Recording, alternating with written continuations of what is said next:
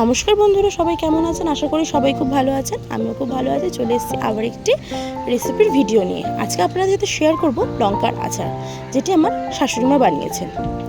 তো ফার্স্টে বড় লঙ্কাগুলোকে ভালো করে ধুয়ে নিয়ে আমি লঙ্কার দানাগুলোকে ফেলে দিয়েছি এবং মাঝখান থেকে কেটে নিয়ে লঙ্কাগুলোকে ভালো করে শুকাতে দিয়েছি। আর একটা পাত্রের মধ্যে গোটা ধনে, গোটা জিরে, মেথি আর মৌরি নিয়ে নিয়েছি। আর সেগুলোকে কড়ার মধ্যে ভালো করে নেড়ে নিয়েছি।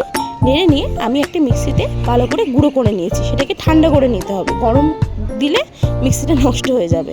তো ভালো করে গুঁড়ো করে নিয়েছি। আর কড়ার মধ্যে সর্ষের তেল গরম করে নিয়েছি। এবারে ওই মিশ্রণটির ওপরে আমি নুন, হলুদ, লঙ্কার গুঁড়ো, আমচুর পাউডার, বিট লবণ সব এক এক করে দিয়ে দিয়েছি।